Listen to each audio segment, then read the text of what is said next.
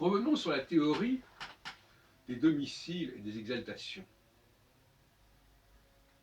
Comme je l'ai dit à plusieurs reprises, la grande question est de savoir à quoi ce système sert, à quoi ce dispositif sert. Et on vous dit, ça sert à ça. Mais quand on regarde le dispositif, on s'aperçoit que ça n'est pas à ça que ça sert. Donc il faut lire le dispositif et comprendre, d'après la structure du dispositif, pourquoi il a été conçu.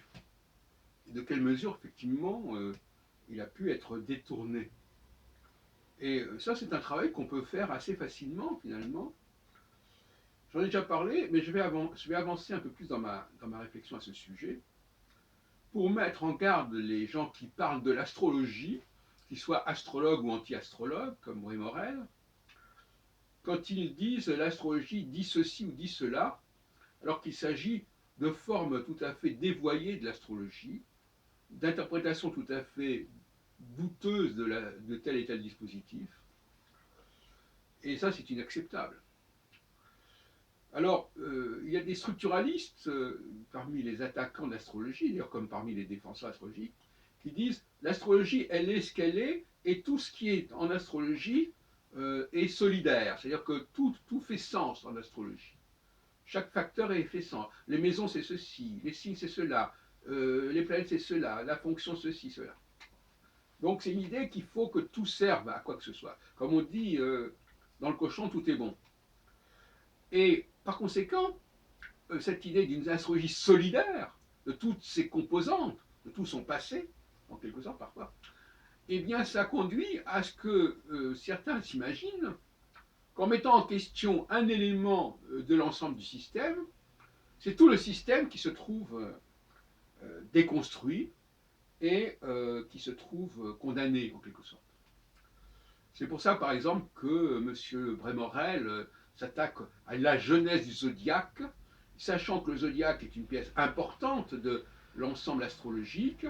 S'il peut montrer, ce qui est paradoxal, alors il est structuraliste à la fois parce qu'il dit que l'astrologie est un système, un ensemble de données. Il parle du système astrologique, c'est-à-dire qui englobe la totalité des discours astrologiques en quelque sorte. Et puis d'autre part, il va nous dire que diachroniquement, historiquement, le zodiaque a connu toutes sortes d'étapes, qu'avant c'était pas comme ceci, il n'y avait pas les mêmes constellations, etc. Donc finalement, il fiche l'astrologie dans son système, et en même temps, quand même, il la met entre deux feux, en quelque sorte.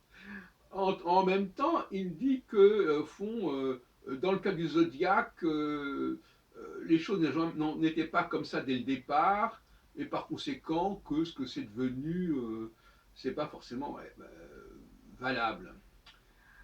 Et en même temps, il joue notre carte. Il dit, mais de toute façon, l'astrologie, elle fonctionne pas, les praticiens font comme ceci, font comme cela. Donc il l'attaque sous différents angles. Hein. Historique, le zodiaque, ben oui, finalement, le zodiaque, oui, il a changé de forme, il a changé de nom, de référent, de repère, etc. Et puis, d'un autre côté, il y a le fait que de toute façon, ça marche parce que l'astrologue peut dire n'importe quoi, de toute façon, les gens sont toujours disposés à écouter ce qu'on leur dit. Bon, et finalement, il en revient à figer l'astrologie dans un certain système. Alors je reviens là-dessus à propos des domiciles des planètes. Quand on regarde un tel système, on s'aperçoit que finalement, il ne fonctionne que par rapport à l'ascendant. Puisque toutes les planètes sont disposées chez Ptolémée entre les 12 signes, voilà, et que donc il y a les 7 planètes, donc, dont le Soleil et la Lune. Donc on ne peut pas à la fois penser que le Soleil et la Lune servent à la fois de significateur et de curseur et de pointeur. Donc finalement on se dit, mais alors finalement c'est très bien ce système, toute cette roue. Elle est là la roue, mais quel est le facteur qui va... bon, c'est comme dans une roulette. Il faut bien qu'à un moment donné, il y a un facteur qui fasse bouger la roue. Et qu'est-ce qui fait bouger la roue? C'est l'ascendant finalement. Alors d'après votre ascendant, vous allez être né sous un certain signe, et ceci sera lié à telle ou telle planète. Donc vous aurez, grâce à l'ascendant, la dominante, la fonction planétaire qui fait sens pour ce thème-là. Donc finalement, ce système n'est pas fait pour positionner les planètes les unes par rapport aux autres. Il est fait simplement pour indiquer le signe sur lequel l'ascendant tombe au moment de la naissance. Et on sait que l'ascendant change en moyenne toutes les 2 heures, enfin en moyenne, hein, parfois plus rapidement, parfois plus lentement. Donc voilà, il suffit de faire circuler la roue du zodiaque, et puis, toc, ça va s'arrêter, l'ascendant, toc, à telle heure, toc, ça s'arrête là. Et d'ailleurs,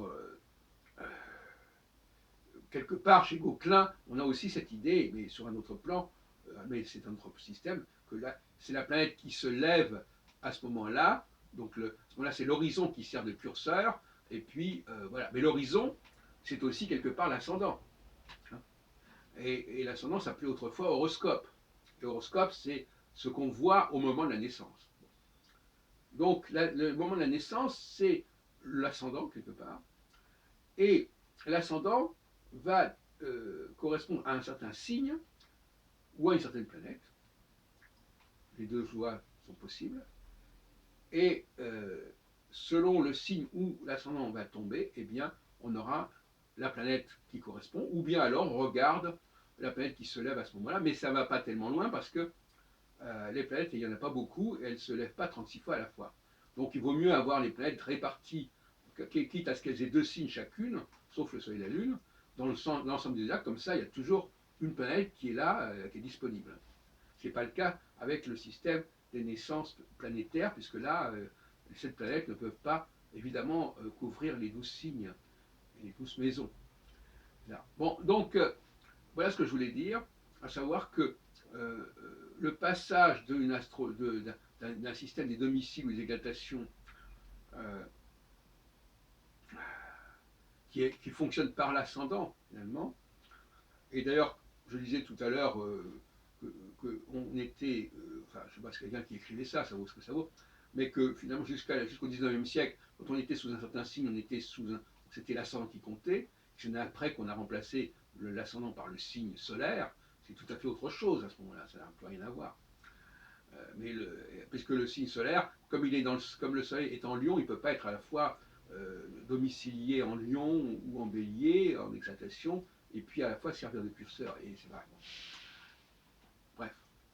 Donc voilà, nous avons un dispositif qui montre bien l'importance qu'il y avait à déterminer la planète dominante, la fonction dominante chez la personne. Et c'était ça le but. C'était pas d'étudier la psychologie de l'individu du tout. C'était simplement de connaître sa planète. Ni plus ni moins. Et sa planète, c'était une façon de connaître sa psychologie, mais ce n'était pas quelque chose d'individuel.